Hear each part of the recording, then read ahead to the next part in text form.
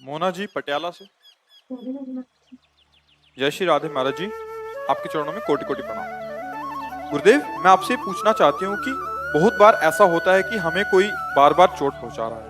आप यही कहते हैं कि वो हमें चोट नहीं पहुंचा रहा है, ये हमारे ही कर्म हैं हमें चोट जो पहुंचा रहे हैं। तो हमें यही सोचकर चुप रहना चाहिए कि ये हमारे कर्म है, या अगर बार बार ज्यादा गलत करे तो हाँ, ऐसा उसकी एक रोकने का सीमा प्रयत्न है। करना चाहिए। उसकी एक सीमा है। हमें कोई गाली दे रहा है, हम सह जाएंगे, चोट पहुंचाने का तात्पर्य का भाव से, लेकिन कोई हमारे धर्म पर, फिर हम नहीं सहेंगे। हमारा कानून है, भारतीय कानून, संविधान है और भागवतिक कानून है। पहली बात, अगर हम समर्थ है तो हम पहले धर्म की रक्षा उस समय तत्काल करेंगे।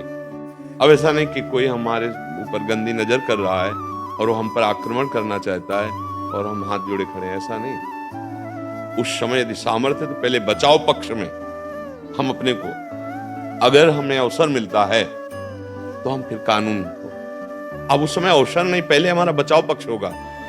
जैसे बड़े आनंद से कंस अपनी बहन देवकी जी को रथ में बैठाल कर स्वयं हाँक रहा है, विदा करने जा रहा है ना, भाई है, आकाशवाणी होती है, अय कंस, जिस देवकी को तो इतने प्यार से ले जा रहा, इसी के 8वें गर्भ से प्रकट हुआ पुत्र तेरा नाश करेगा, तेरी मृत्यु का कारण बनेगा। और राक्षसी स्वभाव एकदम, उसने कहा देवकी को ही नहीं रखूंगा तो पुत्र कैसे पैदा हो। बाल पकड़ा, घसीटा रथ से नीचे, तलवार, वसुदेव जी तुरंत, क्योंकि जान रहे हैं ये महान बलशाली है, इस समय बल काम नहीं करेगा, इस समय बुद्धि से काम लेना है। तो कहीं कहीं उन्होंने कहा आपको देवकी से तो कोई भय नहीं।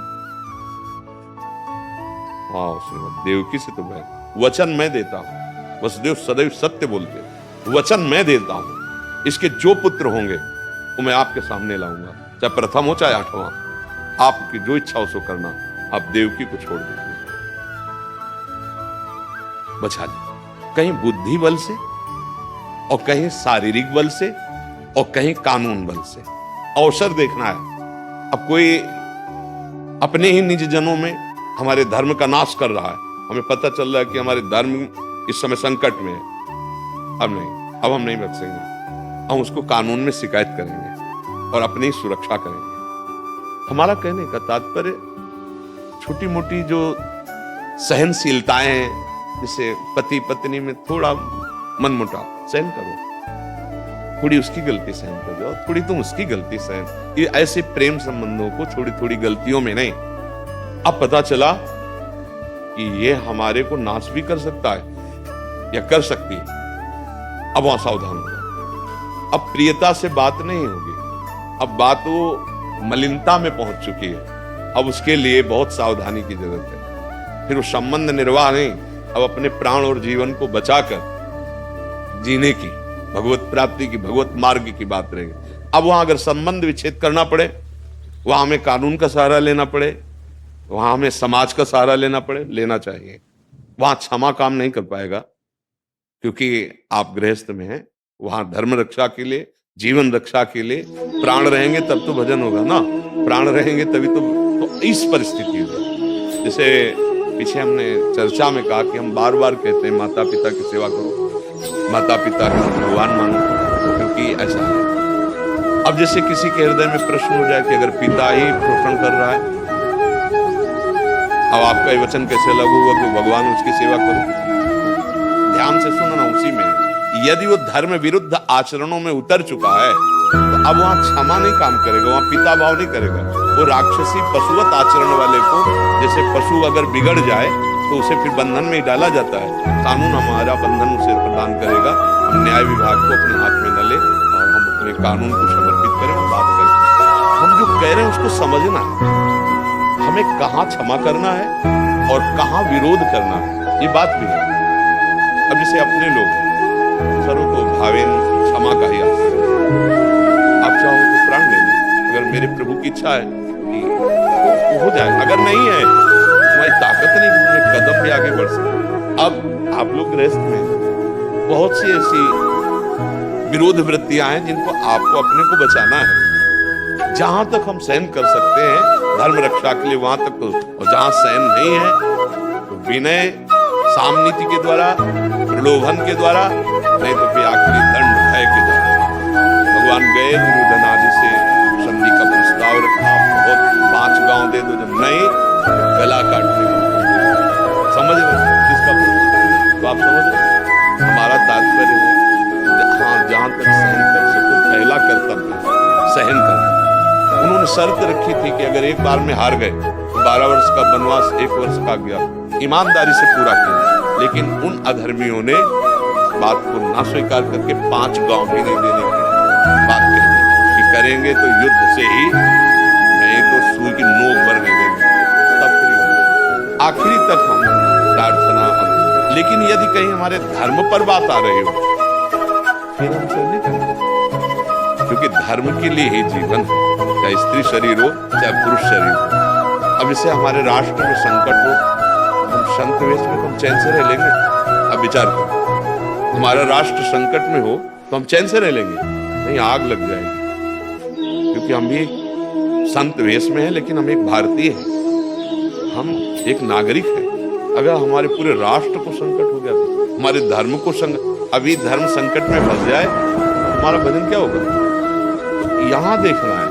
फिर तप और भजन जो जो बल काम करेगा उससे अपने राष्ट्र की रक्षा, अपने धर्म की रक्षा प्रायः संतों ने किया। इतिहास आपके विवेक के द्वारा देखना है, जितना हम सह सकते हैं उतना सह सकते हैं। और जब सहन की सीमा खत्म और हमारे धर्मनाश या शरीर नाश की बात आ गई, अब उसके बाद, क्योंकि आप गृहस्थ अलग अलग विधान है, हमारा निवृत्ति मार्ग है, आपका प्रवृत्ति मार्ग है। जहां तक सहन करना है वहां तक एक सीमा है, इसके बाद हमें सब में भगवत भाव करना है। पर वो राक्षसी भाव में आ गया है, भगवत भाव करते हुए भी उसके राक्षसी भाव का उत्तर राक्षसी भाव से दिया जा सकता है। जहां तक है तहां तक है, फिर जब समझाने की भाषा आए तो वो जैसा समझना चाहता है। बहुत विधान है हमारे, पर ये ध्यान रखें कि कानून को अपने हाथ में न ले, नहीं तो हमारा जो बचाव पक्ष था वो खत्म हो जाएगा। जैसे मान लो हम अपने शरीर और धर्म की रक्षा के लिए अगर हम अपने कानून के विरुद्ध आचरण कर देंगे तो कानून का अपराध तो हमने कर दिया ना, तो हमारा जीवन जेल में होगा, तो क्या धर्म बचा, क्या हमारा? बहुत सुलझना भी है ना। जैसे मान लो हमें अपने आप को बचाना है, हर तरह से बचाना है। हम अपनी रक्षा के लिए कानून के विरुद्ध आचरण करते तो कानून मुझे बचेगा।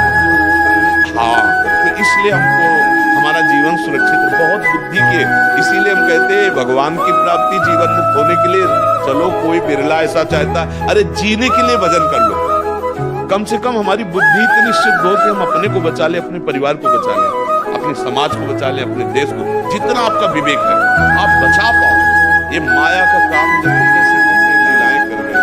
हम बचाव पक्ष की बात, जहां तक है सहन, जो बात है कानून का सहारा लीजिए, भगवान का बल लीजिए। आपको अपने ऐसी कोई क्रिया नहीं कर देना कि आप फंस जाओ, बचाव पक्ष में आप फंस जाओ, आपका जीवन व्यर्थ चला जाए। इसलिए बहुत कष्ट में जीवन होता है। हम एक बार मिले थे गंगा किनारे, जो बहुत से क्राइम करके गए थे, काफी वर्ष रहे वहाँ, तो वो कह रहे थे महाराज हम अपना अनुभव कह रहे हैं कि अगर गांव का एक साधारण व्यक्ति 5 जूता मार देना तो उसको सह लेना चाहिए, लेकिन जेल जाने वाला कर्म नहीं करना चाहिए। वो बढ़िया अनुभव तुमने बताया कि मतलब अगर ऐसा अपमान भी हो तो सह जाए, जेल न जाने वाला। तो हम कहीं क्रोधावेश में ऐसा न कर ले कि हमको फिर वो जो हम धर्म कर्म भजन साधन, जो जीवन उन्नति का है, जो जीवन आनंदमय, वो हम जेल, क्योंकि आप मनमानी करोगे तो हमारी सरकार बख्शेगी क्या? अगर पता चल गया तो फिर आप फंस जाएंगे। अपराध कानून का भी ना होने पाए। बहुत विवेक की जरूरत है, जीने के लिए बहुत विवेक की जरूरत है।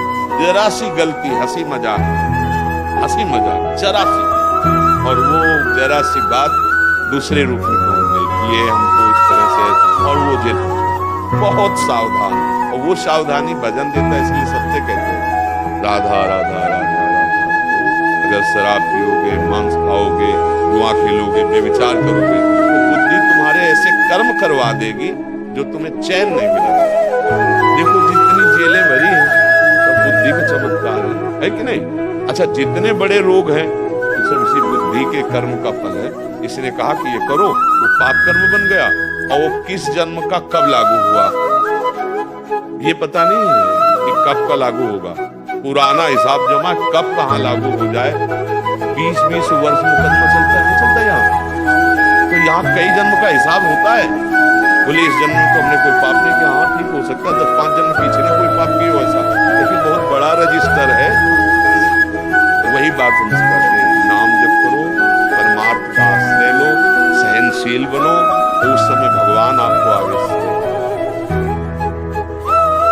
अगर हम संकल्प पूर्वक कोई पाप, कोई अपराध करेंगे तो अलग बात हो जाएगी, और जब भगवान का आवेश होगा वो एक अलग, फिर भगवान के ऊपर आश्रित हो जाओ, वो आपको बचाएंगे, तुम्हारे ऊपर आवेश दे देंगे या किसी के ऊपर आवेश दे देंगे। कारण सदा दिन कह रखा है भगवान सब पर हर उत्तर लागू नहीं होता। ये भी बात समझ, जैसे सामने हमसे कहा कि हमारे माता पिता व्रत हैं, उनकी सेवा हम कर रहे हैं, वो हमें गाली देते हैं, हमारा क्या करता है? गाली सौ और उनकी सेवा करता। चाहे जैसी परिस्थिति हो उनको कष्ट मत देना, उनको निकाल मत देना। अब ये सब माता पिता के ऊपर नहीं लागू होता, बात समझना। अब वो 4 पाई पे हैं और तुम सेवा करो, तुम्हें वो गाली दे रहे हैं, अब तुम्हें सुनना है और सेवा करना है। अगर कर ले गए तो भगवान प्रसन्न हो जाएंगे, ये बात समझो। अब पिता वो हष्ट पुष्ट और वो मनमानी आकर के घर में तांडव मचा रहे हैं, हम वहां नहीं कहेंगे। हर प्रश्न का उत्तर अवस्था, स्थिति, प्रश्नकर्ता, इसके अनुसार है। अब वो मतलब जैसे लोग तर्क करने लगते हैं ना कि आपने कहा बस माता पिता की सेवा करनी, ऐसे हमारे माता पिता करते हैं। अब वो प्रश्न का उत्तर है। एक ने प्रश्न किया, हम मर के माता पिता से मिल लेंगे क्या? हम कहा नहीं। उन्होंने कहा हम पितृदान करते हैं, पहुंचता है। अगर प्रश्न आप ये करो कि पितरों को दान करते हो कहाँ पहुंचता है, उसका उत्तर अलग होगा। वो कह रहा जिस रूप में माता पिता थे उस रूप में मिलेंगे, वो रूप तो तुमने जला दिया है। अच्छा, वो अपने कर्म के अनुसार कहाँ गए, किस लोक में, आपका कर्म कहाँ किस लोक में ले जाएगा, कैसे मिलान करेंगे? या तो आप आराधना करो, तपस्या करो, भगवान से प्रार्थना करो कि मुझे पिता के रूप में मिलो, तो वो जो रूप है वो भगवान धरेंगे, वो आपसे मिल जाएंगे। चाहे जहाँ, चाहे यहाँ चाहो, चाहे जिस लोक में चाहो, पर पहले इतनी साधना करो कि भगवान को प्रसन्न कर लो। अब हर प्रश्न को घसीट करके तर्क और प्रपंच में ले जाना वो नहीं होता। यहाँ उत्तर उसको अवस्था, स्थिति, धर्म के अनुसार उसका उत्तर होता है। हो सकता है वही प्रश्न का उत्तर दूसरा प्रश्न करे तो वो दूसरा हो जाए।